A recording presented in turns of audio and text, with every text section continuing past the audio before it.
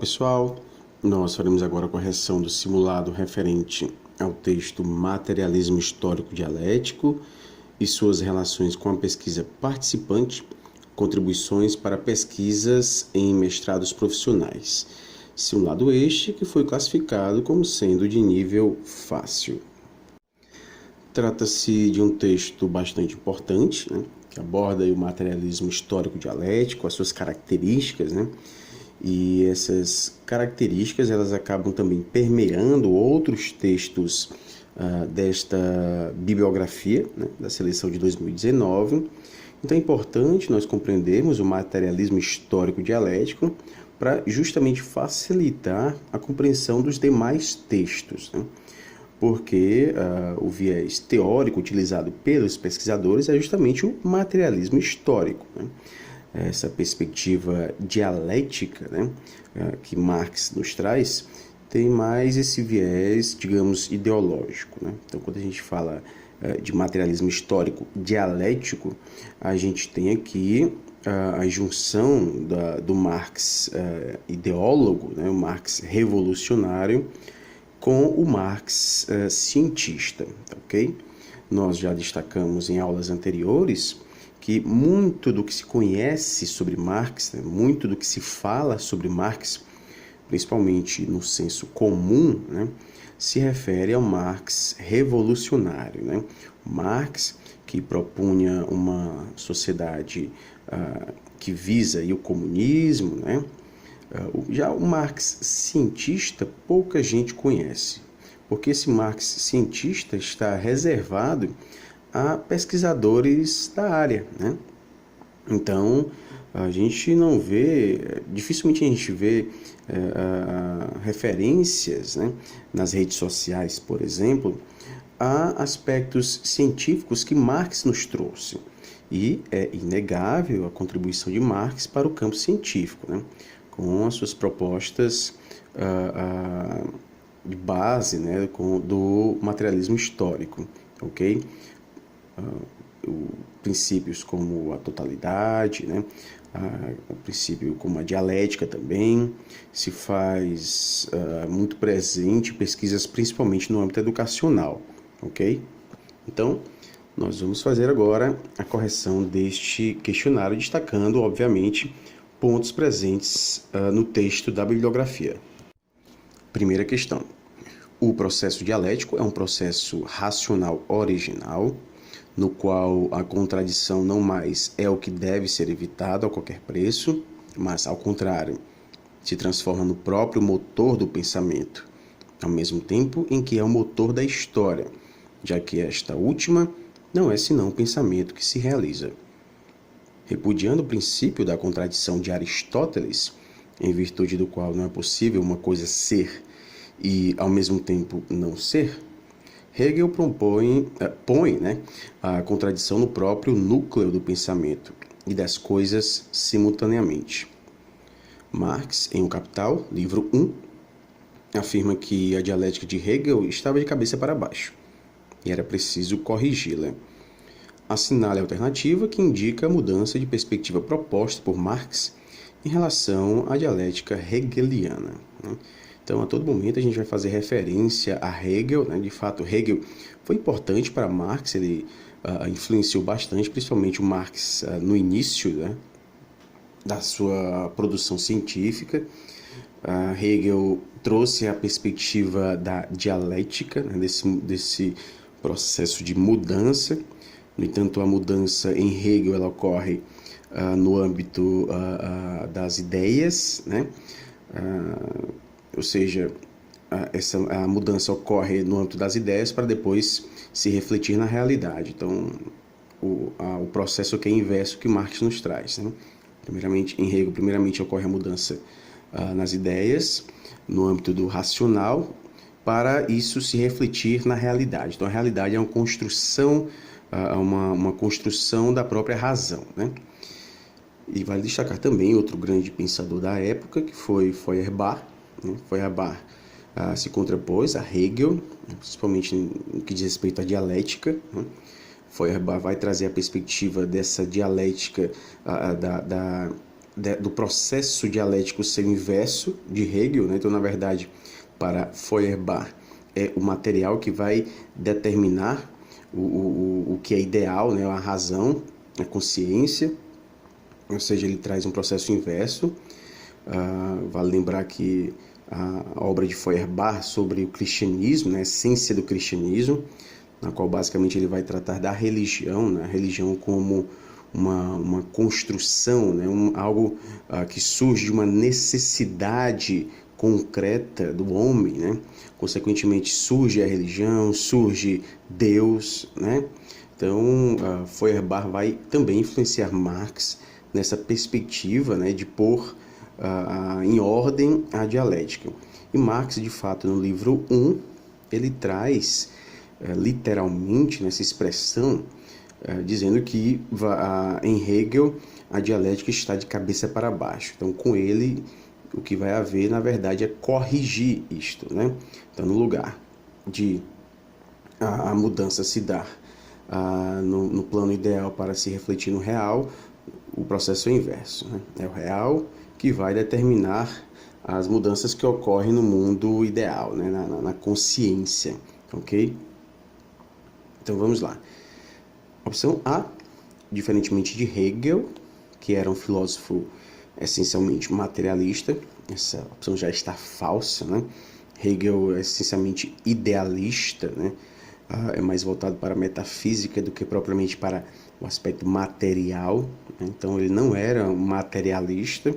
Marx era um materialista e, novamente, né, Marx não inventou o materialismo, ele já existia, né? Vale lembrar aqui os filósofos antigos gregos, né, como Demócrito e o próprio Epicuro, né? Foram pensadores que fizeram parte da própria tese de Marx, né? A tese de doutoramento de Marx. Ele pesquisou esses filósofos antigos e pode-se dizer que houve aí uma influência, principalmente de Demócrito, né? Nesse âmbito materialista. Agora, Marx, de fato, vai inovar com o materialismo histórico. Aí sim, o materialismo histórico surge com Marx. Mas o materialismo já existia, né? Sob outro nome, Demócrito não era visto como materialista, era utilizado outra nomenclatura, né? Ele era visto como atomista, mas nós podemos considerá-lo também como um materialista, ok? Então essa opção está falsa. Hegel não era um filósofo essencialmente materialista, mas sim idealista. Marx propõe uma dialética idealista, também está falso, né? Onde as contradições ocorridas no plano da razão são o motor da história, também está falso. As contradições ocorridas no plano material, né? Aí sim a gente tem uma característica de Marx. Opção B. Marx alterou o fluxo determinante da dialética. Diferentemente de Hegel, que era um idealista, Marx enfatizou a realidade material como sendo determinada pela razão. Está falso, né? A realidade material não é determinada pela razão. Então a gente se depara com um item, né, que nos traz informações verdadeiras, né, até uma parte, né? Isso pode confundir o cursista, né? Ele vê que há um direcionamento para a marcação da questão, mas depois a gente identifica um ponto falso. Marx não via a realidade material como sendo determinada pela razão. Opção C. Marx desenvolveu a dialética sob um ponto de vista essencialmente crítico e revolucionário, né? Aí tudo bem, né? Por que a dialética traz a perspectiva de ser revolucionária? Porque a própria ideia de dialética traz essa proposta de mudança, né? De transformação, né? Então, quando a gente fala de dialética em Marx, a gente sempre vai estar fazendo referência a mudanças, a transformações, né? E quem propõe mudanças, quem propõe transformações, é muitas vezes visto como um revolucionário, né? Então, daí esse aspecto revolucionário de Marx ao propor essa dialética, né? O capitalismo de sua época era visto por ele como um sistema, né, que, devido às próprias contradições existentes dentro desse sistema, essas contradições futuramente seriam as causas para a superação do próprio sistema, né? E isso faz parte desse movimento, né? Esse movimento de transformação, que é, por sua vez, histórico, né?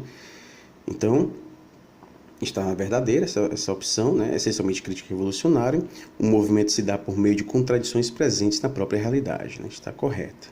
A realidade, ela nos proporciona contradições, né? E é justamente na superação dessas contradições que as sociedades vão mudando, né? A perspectiva da mudança justamente por conta das contradições que vão ocorrendo. Então, Marx se dedicou também a analisar as contradições do sistema capitalista, né? Dentre essas contradições, talvez a mais comum, né, seja o fato de o capitalista buscar cada vez mais o lucro, né? E claro, isso representa uma exploração maior do trabalhador. Quanto mais o trabalhador trabalha, mais explorado ele será, né? Daí uma ideia que às vezes é difícil a gente compreender, né? Marx diz que quanto mais riqueza esse trabalhador produzir, né, mais explorado ele será, né? Até porque mais dependente do capital ele vai ser, né? É como se ele estivesse, na verdade, fortalecendo o capital, que por sua vez, né, esse capital mais forte vai se converter em uma exploração maior deste trabalhador, né? Então, quanto mais riqueza ele produz, mais explorado ele será, né? Então, uma das contradições aí muito conhecidas que Marx nos traz. Então, essa opção C está verdadeira. Opção D. Assim como Hegel, Marx defende a dicotomia sujeito-objeto, uma vez que se trata de duas entidades presentes em realidades diferentes. Essa opção está falsa, ele não defende essa dicotomia. E quando a gente fala em dicotomia, a gente está fazendo referência a elementos opostos, né? Elementos que se opõem. E aqui, sujeito-objeto não é visto nessa perspectiva dicotômica, né? De separação. O que há, na verdade, é uma integração, sujeito e objeto, ok? Não há essa ideia de separação, que é muito característica aí do próprio cartesianismo, ok? O positivismo também vai trazer essa ideia de separação do sujeito com o objeto, né? Tanto é que Marx vai fazer críticas duríssimas, né, sobre o positivismo, até por buscar essa neutralidade do cientista, né? Propõe uma ciência não engajada, né? Uma ciência não crítica. E, de fato, isso foi bastante criticado por Marx, nessa perspectiva do positivismo. Segunda questão. Caracterizando seu método dialético, Marx e Engels se referem com frequência a Hegel, como o filósofo que formulou os princípios fundamentais da dialética. Mas isso não quer dizer que a dialética de Marx e Engels seja idêntica à dialética hegeliana. A gente já viu que, de fato, não é, né? Na realidade, Marx e Engels só tomaram da dialética de Hegel sua medula racional, abandonando o invólucro idealista hegeliano e desenvolvendo a dialética para dar-lhe uma forma científica atual. Marque a alternativa que indica corretamente as características do materialismo histórico dialético proposto por Marx. Opção A. Estuda e explica de modo historicamente concreto o objeto investigado, analisando suas condições estruturais mais gerais e universais. Está correta essa opção, né? Então, obviamente, a gente não pode esquecer desse aspecto histórico, né? De mudança, né? Então, é explicar a história tomando por base o aspecto material, daí a investigação dos modos de produção de cada época, como sendo algo que vai influenciar nas características dessa época. E analisar o modo de produção é também analisar as próprias condições estruturais mais gerais e universais de cada época, né? Opção B. Estuda a estrutura socioeconômica sob o ponto de vista estritamente sincrônico. Está falso, né? Quando a gente fala em ponto de vista sincrônico, a gente faz referência a um um ponto fixo na história, né? E não é essa perspectiva sincrônica que Marx nos traz, é uma perspectiva diacrônica, né? Ou seja, uma perspectiva que nos traz aqui uma sequência de diversos períodos temporais, né, que vão dar origem a essa diacronia, né? Só que o nome mais conhecido, né, que a gente tem é a perspectiva histórica, né? Quando a gente fala perspectiva diacrônica ou perspectiva histórica, a gente faz referência ao mesmo fenômeno, tá ok? Então, Marx não traz esse ponto de vista estritamente sincrônico, deixando assim de lado a historicidade dos fatos, né? Tá falso, né? Ele, na verdade, considera a historicidade dos fatos, ok? Opção C. Valoriza os pressupostos do positivismo ao apontar a sistematicidade de uma análise científica como sendo ahistórica. Está totalmente falsa, né? Essa perspectiva ahistórica não é de Marx. Isso é típico do positivismo, né? Ahistórica, neutra e ligada aos interesses burgueses, né? Está falso. Opção D. Destaca a importância de ter como ponto de partida a própria consciência. Também já está falso. Seria verdadeiro se estivesse fazendo referência a Hegel. Mas como se trata de Marx, não, né? Então, ponto de partida para a própria consciência, para em seguida compreender a realidade material, como uma construção racional em uma perspectiva dialética, né? Então, está falso. O ponto de partida não é a consciência, mas sim a realidade material. Terceira questão. A aproximação entre trabalho e educação pode ser identificada desde os estudos das comunidades primitivas, onde as tribos criavam métodos de produção de sua existência e desenvolviam processos que serviriam de ensinamentos para as novas gerações. No chamado comunismo primitivo, a coletividade humana das tribos tinha a propriedade de sua terra e, através dela, construía sua sobrevivência e se educava. A partir da apropriação privada da terra, iniciou-se a separação dos homens em classes sociais, os proprietários e os não proprietários. Milênios depois, as necessidades do sistema produtivo, desenvolvidas pela Revolução Industrial, originaram os cursos profissionalizantes no interior das empresas e também das escolas, com o objetivo de fornecer qualificações específicas com conhecimentos específicos para executarem serviços essenciais para o andamento da produção. A partir daí, observa-se a aproximação entre a escola e o sistema produtivo, mantendo ou até mesmo consolidando distinção de classes, na medida em que a classe operária passou a ter acesso à escolarização voltada para os níveis inferiores das estruturas organizacionais e a burguesia a um tipo de educação fortemente intelectualizada, voltada para preparar os futuros dirigentes. Na história da educação brasileira, a educação profissional pode ser caracterizada como: opção A, marcadamente elitista, sendo reservadas às elites dominantes cursos profissionalizantes que lhes garantiam a entrada no mercado de trabalho. Essa opção está falsa. Na verdade, a educação profissional brasileira, né, tem como uma característica ser assistencialista, né? É geralmente voltada para as camadas mais inferiores, né? Inferiores no que diz respeito à própria renda, né? Então, era como se fosse uma alternativa para aqueles que não conseguiam chegar ao ensino superior, né? Não conseguiam chegar não por conta de uma incapacidade, né? Mas por conta da não oferta de vagas suficientes, né? E também, claro, do interesse das elites, que não era do interesse das elites que as classes trabalhadoras, né, os filhos da classe trabalhadora chegassem a esse conhecimento, digamos, elitizado, né, que é encontrado no ensino superior. Então, de fato, a educação profissional no Brasil, ela tem essa característica de ser assistencialista, né? Então, não é marcadamente elitista.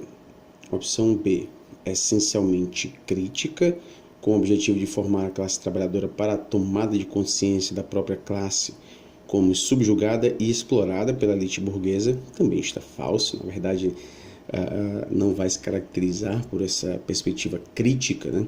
A perspectiva que vai predominar na educação brasileira, a educação profissional, né, é uma perspectiva de passividade, né, de não mudança. Então, a perspectiva que é de não abordar assuntos culturais, assuntos políticos nessa educação profissional, né?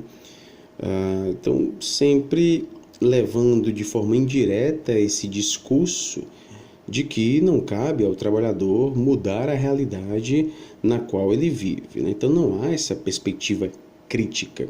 O que há é uma perspectiva de reprodução das características da sociedade vigente, ok?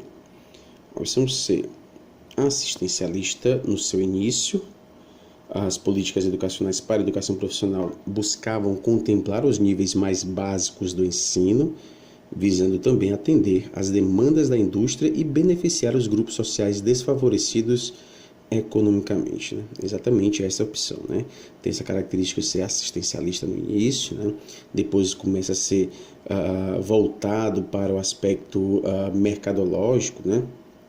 Vale lembrar o sistema S. A educação profissional começa a ser dirigida também pelas empresas privadas, né? E, obviamente, se nós temos as empresas privadas dirigindo a educação profissional, os conteúdos, tudo aquilo que diz respeito a essa educação vai estar relacionado aos interesses do capital, né? Então, não é do interesse do capital proporcionar uma educação crítica, né? Uma educação que faça esse trabalhador compreender que ele tem a capacidade de mudar essa realidade, né? Então, de fato, a gente tem essa característica assistencialista no início, depois essa formação passa a estar voltada aí para o mercado de trabalho. Opção D, modalidade exclusiva da educação básica, está falso, né?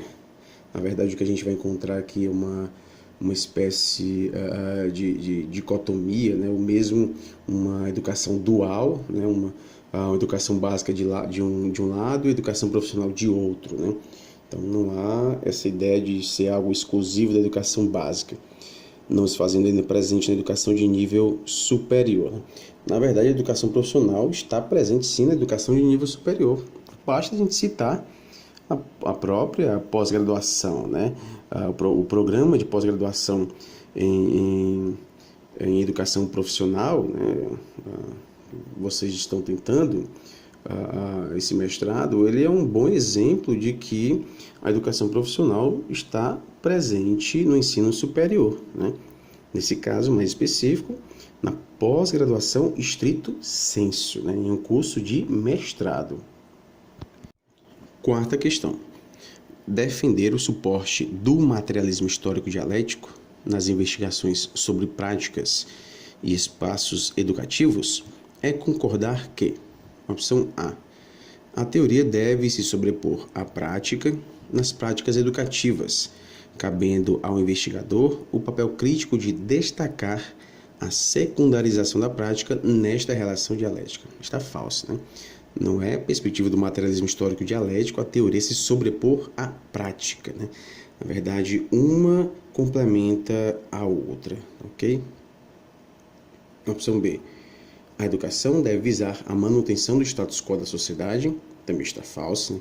O materialismo histórico dialético traz a perspectiva de mudança e não de manutenção do status quo, né?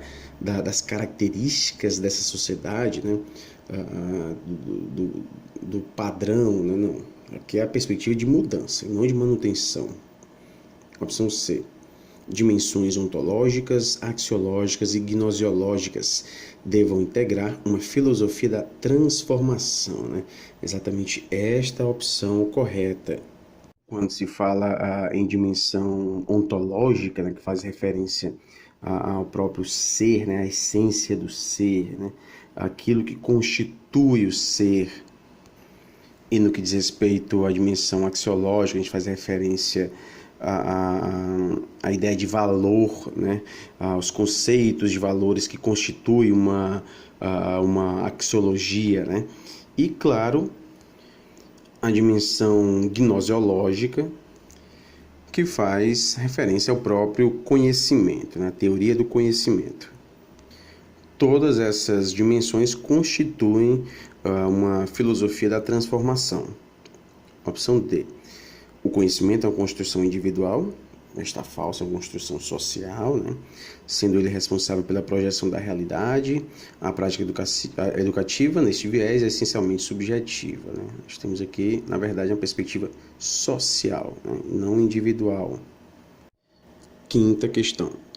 Marx defendia que o modo pelo qual a produção material de uma sociedade é realizada constitui fator determinante da organização política e das representações intelectuais de uma época. Assim, a base material ou econômica constitui a infraestrutura da sociedade, que exerce influência direta na superestrutura, ou seja, nas instituições jurídicas, políticas, como as leis e o Estado, e ideológicas, como as artes, a religião, a moral, da época. Porém, devem ser interpretados como uma dialética. Não se pode analisar um separado do outro, o material separado do ideal. É característica do método de análise utilizado por Marx no estudo do modo de produção material. Opção A. Análise fragmentada da realidade, sempre destacando o cartesianismo em seus estudos. Totalmente falso, né? Análise fragmentada da realidade, o que a gente tem é a perspectiva da totalidade, né? Os elementos estão interligados, né? Eles se influenciam, né? Digamos assim. E vai lembrar que, na verdade, Marx não se utilizou muito dessas expressões superestrutura e infraestrutura, né? Isso ficou muito conhecido, mas não eram expressões muito utilizadas por Marx. De qualquer forma, né, ele não trabalha na perspectiva do determinismo. A infraestrutura vai determinar a superestrutura. Não. Há aqui a ideia de uma dialética, né? Uma pode influenciar a outra. Então, a superestrutura, né, ela vai ser bastante influenciada pela infraestrutura, né? Mas não há um determinismo aí. É importante a gente destacar, né? Em Gramsci, a gente vai ter uma importância muito grande dada à superestrutura, né? Então, enquanto Marx foca bastante na infraestrutura, Gramsci vai destacar a superestrutura. Tanto é que ele é visto, né, como o pensador da superestrutura, né? Pois bem, então vamos lá. Na opção A gente viu que está falso, né? De modo algum destaca esse cartesianismo. Opção B, identificação das múltiplas determinações do real concreto numa perspectiva global, onde os dados estão interrelacionados. Essa opção está verdadeira, né? De fato, há essas múltiplas determinações, sempre nessa perspectiva global, né? A opção C, ter a superestrutura como base das mudanças que ocorrem na sociedade, deixando em segundo plano o estudo dos modos de produção. Na verdade, é ao contrário, né? A base das mudanças ocorre justamente na infraestrutura e não na superestrutura. O destaque maior é dado aos modos de produção, né? Em modo algum ele vai deixar em segundo plano isso. E a opção D, partir do abstrato para o concreto, ligando-se à perspectiva idealista de esquerda. Também está falso, né? Não parte do abstrato, ele parte do concreto, ok? Sexta questão.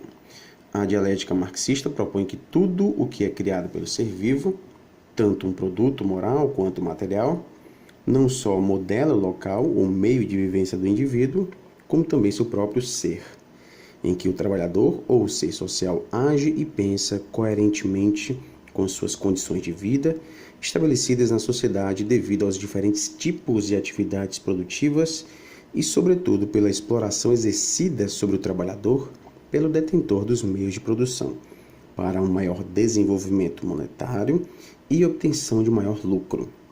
Segundo Marx, a base material é formada por forças produtivas, que são as ferramentas, as máquinas, as técnicas, tudo aquilo que permite a produção, e por relações de produção, relações entre os que são proprietários dos meios de produção, as terras, as matérias-primas, as máquinas e aqueles que possuem apenas a força de trabalho. Estudar esta base material, à luz do materialismo histórico dialético, é uma das principais contribuições de Marx em O Capital. Sobre este método de análise, é incorreto afirmar. Opção A. Destaca a tomada de consciência das partes da totalidade a ser conhecida, abstraindo-as do todo. Né? Está verdadeira essa opção. É importante, né, a ter consciência das partes dessa totalidade. Né? Então, essas partes devem ser conhecidas. Agora, de modo algum, o que vai ocorrer é a separação dessas partes como sendo algo que não se relaciona com outras partes. Né? Então, tanto é que a própria separação é vista nessa perspectiva da abstração. Né? É como se não fosse possível, na realidade, fazer isto. Então, abstrai-se essa possibilidade de separar as partes, né? Mas sempre nessa perspectiva da totalidade, ok? Opção B. Busca o conhecimento detalhado dessas partes pelo processo da análise sem deixar de lado a totalidade. Né? Também está correta.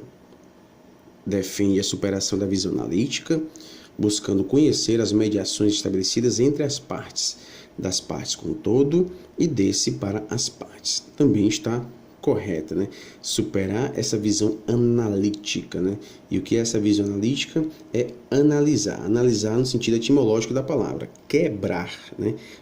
Quebrar em partes, ok? Então, essa visão analítica, ela traz essa perspectiva de quebrar em partes, né? De separar em partes e analisar as partes separadamente, né? Sem interrelacionar estas partes, ok? Então, Marx vai defender a superação dessa visão. Opção E. Concebe o objeto do conhecimento como algo dado, estático, limitado ao tempo presente em sua análise. Está falso. Esse objeto do conhecimento não é algo dado, estático, né? Ele é o resultado de um processo histórico, tá ok? Então, a perspectiva aqui é uma perspectiva histórica e não uma perspectiva sincrônica. Nada surge do nada, né? Os fenômenos são explicados à luz de uma perspectiva histórica, ok? Há um processo de mudanças que ocorreram, né? E, consequentemente, deram origem a esses fenômenos que estão ocorrendo, ok? Sétima questão. As pesquisas, tendo como princípio único a geração de conhecimentos de especialistas, para serem transmitidos de forma vertical aos atendidos pelos seus resultados, assim como a própria transferência de tecnologia, vêm sendo questionadas em suas concepções e eficiências. A quebra de rigidez na relação investigador-objeto investigado se faz cada vez mais presente em pesquisas científicas, notadamente das ciências humanas e sociais. A utilização da pesquisa participante é compatível com o campo epistemológico do materialismo histórico dialético, pois, opção A, defende a posição estritamente neutra e objetiva do investigador, já está falsa, né? A pesquisa participante defende exatamente o contrário, né? Uma aproximação maior do investigador, até porque ele já está participando da produção dos dados que vão ser coletados, né? Uma vez inserido nesse campo, né? Ele já está participando, já está interferindo, ok? Então, essa opção A está falsa. Opção B favorece a aquisição de um conhecimento e de uma consciência que possibilitam a um determinado grupo assumir de forma crítica e autônoma seu papel de protagonista e de ator social. Está correta essa opção, né? A perspectiva da pesquisa participante, né? Ao dar voz, né? Ao dar importância à voz dos indivíduos que são investigados, né? E ao também se posicionar no lugar do outro, né? Isso, de fato, é dar uma autonomia, né? A quem está sendo investigado, né? Da importância à voz daquele que está sendo investigado. E isso faz com que ele se sinta protagonista também, né? Um ator social, alguém capaz de mudar a realidade, né? Então, essa opção B está verdadeira. Opção C exclui a visão do sujeito investigado sobre a realidade abordada, O investigador se limita àquilo que os dados refletem, ou seja, a realidade está falsa, né? Na verdade, a visão do sujeito investigado ela é valorizada, né? A opção D, capta a realidade sociocultural exclusivamente por meio de documentos escritos, também está falso, né? Perspectiva aqui não é de uma mera pesquisa documental ou pesquisa bibliográfica, né? O que há aqui na pesquisa participante é a ida ao campo, né? A saída do investigador, né, do cientista, de seu campo de pesquisa, enfim, do laboratório, né, para o aspecto mesmo de campo, né? Então, a gente tem aqui a ida ao local onde os dados são produzidos, né? Então, essa opção D está falsa. Oitava questão. Diferentes experiências do que se chama de pesquisa participante surgem entre as décadas dos anos 60 e 80 em alguns lugares da América Latina, mas em pouco tempo elas se difundem por todo o continente. Elas se originam dentro de diversas unidades de ação social que atuam preferencialmente junto a grupos ou comunidades populares. Em sua maioria, elas são postas em prática dentro de movimentos sociais populares emergentes ou se reconhecerão estando a serviço de tais movimentos. No que diz respeito aos princípios da pesquisa participante, é incorreto afirmar. Opção A.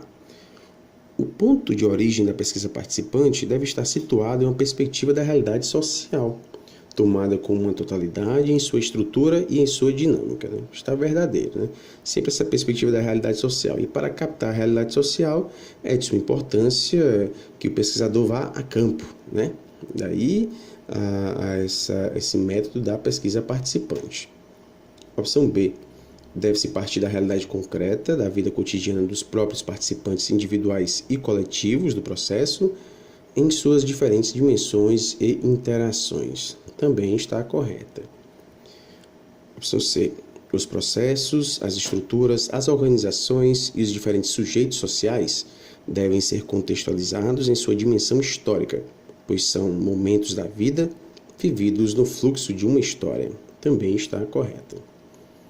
A relação tradicional de sujeito-objeto entre investigador, educador e os grupos populares deve ser mantida a partir do suposto de que nem todas as pessoas e culturas são fontes de saber. Está falso, né? Todas as pessoas e todas as culturas são, sim, fontes de saber. E essa relação tradicional sujeito-objeto, vista como dicotômica, ela é quebrada, né? A aproximação do sujeito com o objeto a ser investigado, a aproximação do investigador com o educador, né? Enfim. Então, essa opção D está falsa, portanto, deve ser aquela a ser marcada. Nona questão.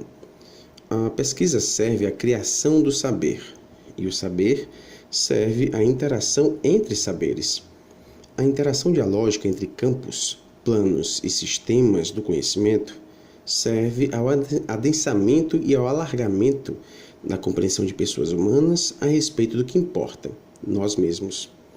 Todo modelo de ciência fechado em si mesmo é uma experiência de pensamento fundamentalista, como de qualquer religião ou qualquer outro sistema de sentido fanático. Todo conhecimento de qualquer ciência vocacionada ao alargamento do diálogo e à criação de estruturas sociais e de processos interativos, econômicos, políticos, científicos, tecnológicos ou o que seja, sempre mais humanizadores, integra antes, de algum modo, sujeitos e objetos em um projeto de mudança em direção ao bem, ao belo e ao verdadeiro. Pelo exposto, pode-se dizer que se trata, opção A, do positivismo de Augusto Comte, né? Está falso, né? Não é essa a perspectiva que a gente vê aqui, né? Opção B, do materialismo histórico dialético, né? De fato é isso, né? Torna-se até mesmo óbvio diante do que a gente vem falando nas questões anteriores, né? A opção C, da metafísica racionalista, também está falso, e do naturalismo idealista também está falso, né? Essa crítica do modelo de ciência fechado em si mesmo, que é próprio do positivismo, então não poderia ser marcado de modo algum a opção A. Portanto, a opção correta, de fato, é a letra B de bola. 10ª questão. Pode-se dizer que a pesquisa participante, em especial a sistematizada por militantes latino-americanos da educação popular, aqui a gente pode citar até mesmo Paulo Freire, né? Aproxima-se das prerrogativas do materialismo histórico dialético, pois, opção A, foca na conservação da sociedade, está falso, né? Conservar a sociedade é defender o status quo, é defender a exploração que já ocorre, né? Então, é uma perspectiva que é sempre de mudança, então não foca nessa conservação. Opção B, estimula o empoderamento dos sujeitos envolvidos na pesquisa, está verdadeiro, né? Vai estimular essa ideia de que os sujeitos têm poderes, né? Então, estimular o empoderamento é fazer com que eles se sintam poderosos, né? Com que eles se sintam atores sociais, né? Que eles sintam que a sua voz tem poder, ok? Então, a opção B está correta. A opção C, deixa de lado o passado para focar no presente e futuro dos que são explorados. Está falso, de modo algum é deixar de lado o passado. Vale lembrar, perspectiva histórica, de modo algum, deixa de lado o passado.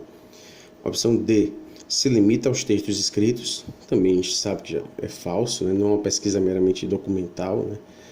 Deixando de lado a oralidade como prática geradora de dados. Na verdade, na pesquisa participante é comum haver o foco na oralidade, na produção oral, né? E não na produção escrita. Pode haver também, né, uma contribuição de textos escritos, mas geralmente na pesquisa participante os dados são coletados, né, por meio da interação oral dos indivíduos, né? Obviamente, depois de coletar esses dados, as falas são transcritas, né? Isso diz respeito mais à metodologia, né, que o investigador vai utilizar, né? É bastante trabalhoso, né, trabalhar com a transcrição de falas, né? Mas isso faz parte da pesquisa científica, ok? Então, nós terminamos aqui a correção desse primeiro simulado referente a este texto. Ainda teremos as correções dos níveis médio e fácil desse mesmo texto, ok? Um texto importante que nos traz características do materialismo histórico dialético, e essas características permeiam vários textos que fazem parte dessa bibliografia, né? Os pesquisadores que estão nessa bibliografia são pesquisadores que de alguma forma se adequam, né, a essa linha do materialismo histórico dialético, ok? Então, no mais é isso, bons estudos a todos e até a próxima.